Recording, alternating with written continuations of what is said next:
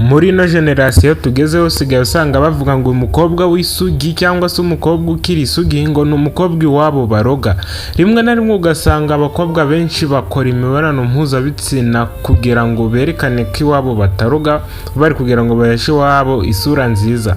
Rimwe na rimwe rero hari igihe usanga abakobwa b'amasugi nyine barabuze, rimwe na rimwe n'ubihagazeho nyine ugasanga bimutera ipfunwe. Ariko ndakubwira ko niba uri umukobwa ariko ukaba ukiri isugi, menya ko uri intwari cyane kandi nawe Imana izabigufashamo, ndetse n'umugabo uzashaka bizatuma akugirira icyizere. Uyu munsi yongeye kukwereka ibintu bishobora kukwereka umukobwa w'isugi cyangwa se n'ibiranga umukobwa w'isugi. Kuba isugi rero ntabwo ari ukuvuga ngo ntiwakoze imibonano mpuzabitsina, ushobora kuba warayikoze ariko ukaba uri isugi. Ikibi ni uko bagusugyura ahantu harenze hamwe. Rimwe na rimwe bagusugiwe mu mutwe ndetse no mu gitsina, rimwe na rimwe ugasanga hose warapayutse. Uyu munsi nongeye kukwereka ibimenyetso wa musore ukeneye kuzashaka umukobwa w'isugi. Simvuze ngo ni wa mukobwa ugifite akarangabusugi ko mu gitsina, ahubwo ngiye kukwereka akarangabusugi ka nyako. Ni akahe? Nta kindi usabwa wowe uyu munsi usibye gukanda subscribe n'utarayikanda kugira ngo ujye ubasha kubona ibiganiro tubagezaho, nanjye ubategurira nkanabibagezaho. Nitwa Aime, uhawe ikaze ku muyoboro w'abasobanutse. Ikindi kandi uhawe ikaze muri gym y'urukundo. Ikimenyetso cya mbere kizakwereka umukobwa w'isugi agendana n'inshuti zigira cyangwa se zitagira imico mibi. Hari igihe usanga umukobwa afite inshuti mbi pe. Izo nshuti mbi zimwigisha byinshi. Rimwe na rimwe hari igihe usanga uri mu kigare, icyo kigare kigatuma ugendera kuri iyo mico yabo cyangwa se n'ibindi bintu ibyo ari byo byose bishobora gutuma bagenderaho, bigasanga ubusugi bwawe buragiye. Rimwe na rimwe ugendana n'abakobwa bafite aba boyfriend benshi cyangwa se bafite ibigabo byinshi. Rimwe na rimwe uri kugendana nabo uvuga uti ngewe sinzabikora, ariko akari kera uzabikora. Rimwe na rimwe umukobwa ufite inshuti nziza, umukobwa ufite inshuti nazo zitishora muri ibyo bintu, uwo mukobwa niwe wa nyawe, ni isugi. Kuko hari igihe usanga uri isugi ku mubiri ariko mu mutwe wawe utari isugi. Kuba isugi rero ni gute? Naho usanga ufite ubwenge ariko ubwo bwenge ukaba ubukoresha neza kandi mu buryo ki utiyandarika. Rero igihe cyose ugerageza ukiyandarika, uvuga amagambo ubonye ariyo yose, ibyo ngibyo menya ko utakiri isugi. Umukobwa w'isugi ni umukobwa ushobora kubwira nabi ntagusubiza, ahubwo akakwiga akavuga uti uyu muntu ni gutya, akaba yakureka. Ariko umukobwa utari isugi usanga avuga uti ngewe ntabwo wankandira mu gitoki, nakemeza akakubwira nabi. Ariko rimwe na rimwe hari igihe ngaba ari kwanga agasuzuguro, ariko imbere y'umusore cyangwa se imbere y'undi muntu wari we wese ahita kubona imboga mu menyo. Ikindi kandi kizakwereka umukobwa w'isugi, ntiyemera ko umukorakora. Babakobwa usanga ukora kubere rimwe akaguha irindi, wa mukobwa ukora kubere ugasanga ari guhena, uwo mukobwa si we, ntabwo ari isugi. Rero igihe cyose ugiye kureba umukobwa w'isugi umurebera mu myitwarire cyangwa se n'uburyo ki wagaragara. Umukobwa ukora kwibera akazanira irindi, bo ngo ntibavuga ko ari isugi. Niyo waba wamuhaye iki, umukobwa w'isugi ni umukobwa uba wiyubaha, ntiyumva ko wamukorakora cyangwa se no mu bwonko. Kuko kuba isugi ntabwo ari ngombwa nyine ngo ube warakoze imibonano mpuzabitsina cyangwa se utaranayikoze. Rimwe na rimwe hari igihe usanga no mu mutwe wawe, mu bwenge bwawe waratobwe, ugasanga buri jambo ryose urasohora. Ariko umukobwa ufite indangagaciro kandi uzi icyo ari cyo, yirinda ko ushobora kumukorakora mu bwenge. Agira amabanga kandi akaba afite indangagaciro. Hari amagambo atakubwira, ntiyakubwira ibishego cyangwa se irindi jambo iryo ari ryo ryose rishobora gutuma abona ko cyangwa se ubona ko afite isura mbi cyangwa se isura mbi yiwe yo mu mutima ari mbi. Agerageza kukwereka ko mbese umukobwa w'isugi agerageza kukwereka ko atigeze cyangwa se adashaka ko unamukorakora no mu bitekerezo ndetse no mu mubiri, ku mubiri bisanzwe. Ikindi kandi umukobwa w'isugi yambara neza akikwiza. Umukobwa utikwiza, aho ngaho ubusugi bwa mbere aba yataye, kuko igihe cyose wagaragaje kwerekana hejuru y'ikibero cyawe, menya ko ubusugi wabutaye.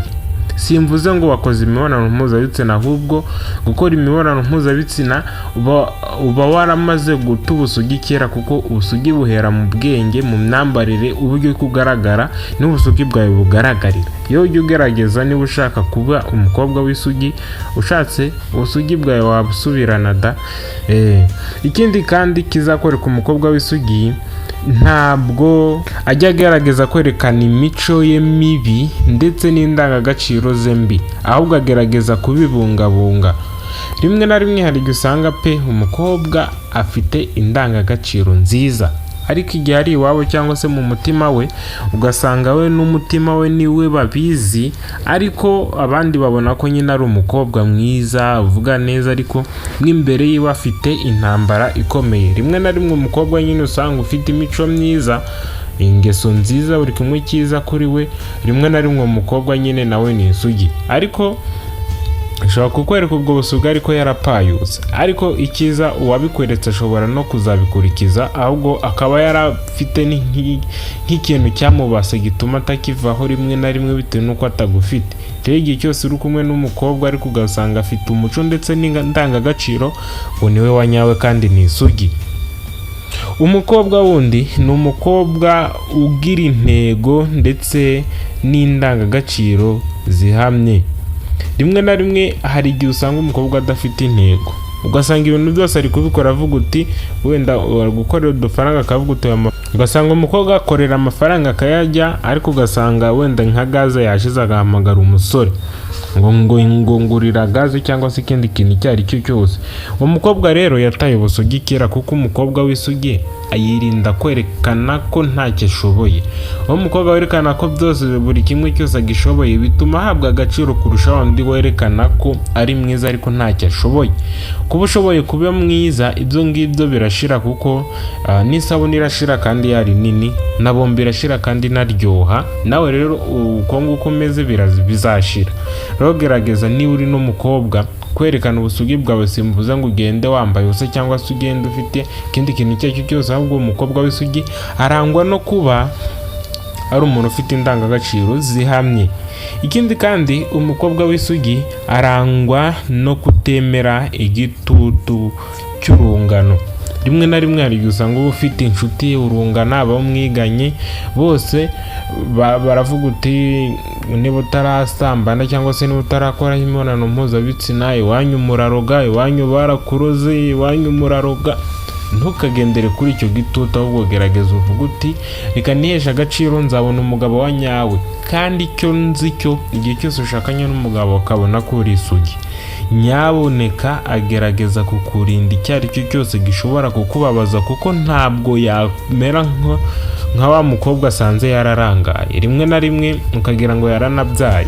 Uwo mukobwa rero wagerageje akabungabunga ubusugi bwe, uwo mukobwa ni uwa nyawe kandi aragukunda, kandi yaje azi ko aje kubaka, ntabwo yaje azi ko aje kunezezwa no mu buriri.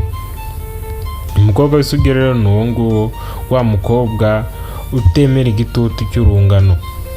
Undi mukobwa kandi cyangwa se ikindi kimenyetso kizakwereka umukobwa w'isugi, ariyubaha kandi akubaha na bagenzi be. Umukobwa wapayutse usanga atagira icyubahiro pe, uramubwira ikintu cyangwa se uramugira inama, yega yumva ariko ntayikurikize.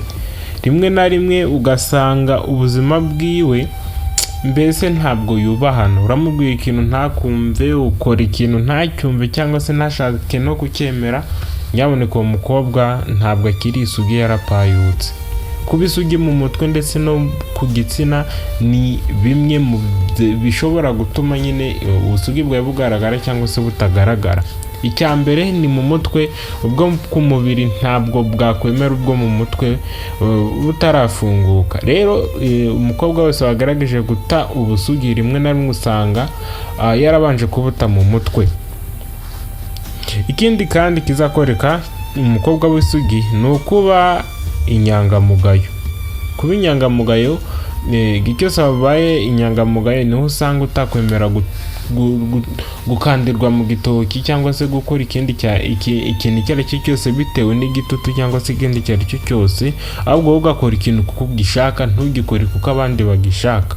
Uwo mukobwa ni isugi cyane kuko ntabwo azemera kuba gukandagirwa bitewe n'ikintu icyo ari cyo cyose gishobora kuba kigiye kumubaho cyangwa se bitewe n'ikindi kintu icyo ari cyo cyose mu buzima busanzwe. Rero jya ugerageza ube inyangamugayo wa mukobwa we. Ikindi kandi kiza ko ku mukobwa w'isugi akunda gusenga. Gusenga ni urufunguzo cyane rw'ubuzima. Rero igihe cyose umukobwa akunze gusenga, uwo mukobwa ni isugi kuko ntabwo wabuze Imana ngo ukore ibyaha, kandi Imana ariyo yavuze uti ntugasambane, ntukabeshye. Kubeshya naho uba umeze nk'uwisambanyirije ubwonko kuko bigushobora kugutera ibyishimo by'ako kanya, ariko ikindi gihe ukazabiryozwa. Ikindi kandi umukobwa w'isugi ntagira amagambo y'ibishegu mu kanwa ke. Umukobwa usanga amagambo yose ari kuyavuga, kwigisha uko ibitsina bikorwa cyangwa se ikindi kintu icyo ari cyo cyose. Umukobwa w'isugi rero wenda hari n'ukuntu abantu bagutera urwenya, ariko ntabwo ari ibintu akunze kubara cyane. Rero umukobwa w'isugi numubona umukobwa ufite bene ibi bintu uzamenye ko ari isugi.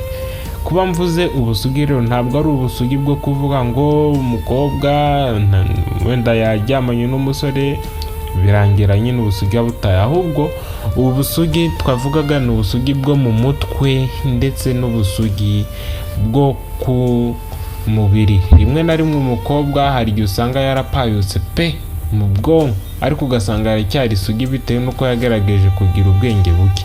Ariko hari igihe usanga umukobwa hose yarapayutse bitewe n'uko yabaye igipayure. Baramusambanyije, bakoze buri kimwe cyose, barabanza bakagusambanyiriza ubwonko, nyuma bagahita baza ku mubiri. Rero iyo bageze ku mubiri nta buryo bwo kwikontora buba buhari, kuko ubwonko bwawe buba bukiri mu byishimo cyangwa se buba bwaramaze gufata irangi ry'uko bugomba gukora ubusambanyi. Nta kindi wowe usabwa uyu munsi, ugomba gukanda subscribe niba utarayikanda, kugira ngo ujye ubasha kubona ibiganiro ducisha kuri uno muyoboro, nanjye ubategurira nkanabibagezaho. Nitwa Imi, mwakoze kureba ino video.